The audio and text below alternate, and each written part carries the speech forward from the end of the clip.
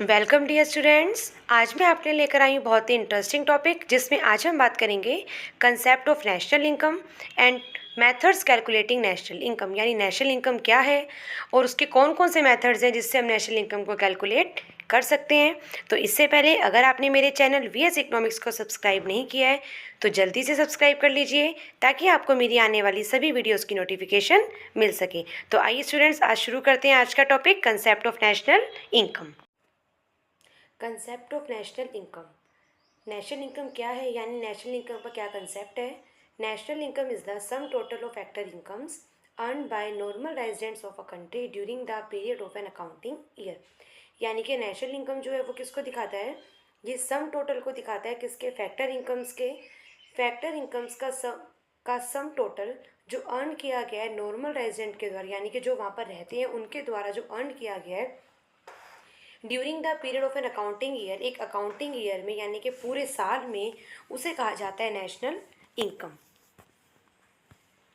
National income offers two important observations. अब national income जो होती है इसके अंदर आपको दो बातों का ध्यान रखना होता है। सबसे पहली बात, national income includes factor incomes only. National income जो होती है वो केवल किसको इंक्लूड करती है? जो फैक्टर इनकम्स होती है। अभी मैं आपको आगे बताऊंगी कि फैक्टर इनकम्स क्या होती हैं। सेकंड आपको ध्यान रखना है, national income includes income only the normal resident of a country. यानी कि नेशनल इनकम केवल उसको इंक्लूड करता है जो उस कंट्री का नॉर्मल रेजिडेंट होता है। नॉर्मल रेजिडेंट का मतलब ये हुआ कि जो उस कंट्री के अंदर काफ़ी सालों से रह रहा है और उसको वहाँ की मान्यता प्राप्त है, उसी को नेशनल इनकम में क्या किया जाएगा? काउंट किया जाएगा, या उसकी इनकम को नेशनल इनकम में इंक्लूड किया जाएगा। अब आता है फैक्टर इनकम्स। अब फैक्टर इनकम्स क्या होती हैं? ये रिलेट करती हैं हमारी फैक्टर सर्विसेज से, यानी कि वो सभी सर्विसेज जो फैक्टर्स ऑफ प्रोडक्शन से हमने गेन की है। अब जैसे लैंड, लेबर, कैपिटल, एंटरप्रेन्योरशिप। अब आपको पता है ये सारी क्या होती हैं? फैक्टर सर्विसेज होती हैं, ठीक है।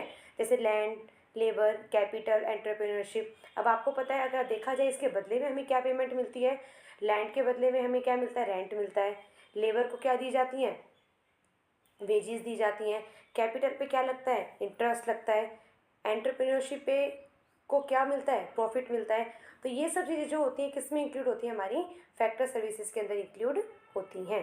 नेक्स्ट आता है ट्रांसफ़र पेमेंट्स। ट्रांसफ़र पेमेंट्स वो पेमेंट्स होती हैं जो वन साइडेड पेमेंट होती हैं, यानी कि जैसे चैरिटी देना भी, हम जब हम चैरिटी करते हैं, किसी को चैरिटी देते हैं, उसके अलावा ग्रांट्स या ओल्ड एज पेंशन जो होती है, ये जो ट्रांसफ़र पेमेंट्स होती हैं ये वन साइडेड पेमेंट्स होती हैं, या हम ये कह सकते हैं कि यूनिलेटरल पेमेंट्स होती हैं। यानी ऐसी पेमेंट जो एक तरफा होती हैं, यानी इसके बदले में हमने अपनी कोई सर्विसेज प्रोवाइड नहीं करवाई हैं, बिना सर्विस प्रोवाइड करवाई जो पेमेंट हमें, जो इनकम हमें गेन हो रही है, वो होती है ट्रांसफ़र पेमेंट। अब ओल्ड एज पेंशन जो होती है उसके बदले में कोई सर्विसेज थोड़ी दी जाती, नहीं, वो तो उनकी हेल्प के लिए क्या है, पेंशन सरकार ने बांध रखी है। और जैसे हम चैरिटी देते हैं, हम दान करते हैं, कोई पैसे को हम दान कर रहे हैं, तो उसके बदले में हमने कोई सर्विसेज थोड़ी दी है अपनी। तो वो सब किस में आती है? ट्रांसफ़र पेमेंट्स होती हैं जो वन साइडेड पेमेंट होती हैं। इन्हें यूनिलेटरल पेमेंट के नाम से भी जाना जाता है। नेक्स्ट आता है methods of calculating national income. National income को कैलकुलेट करने के 3 मेथड्स हैं।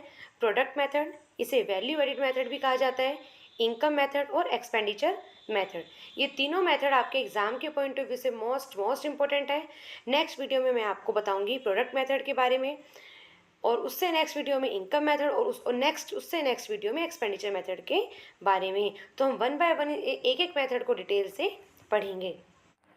तो ये थी हमारी आज की वीडियो। तो चलिए स्टूडेंट्स, मिलते हैं अगली वीडियो में नए टॉपिक के साथ। Thank you.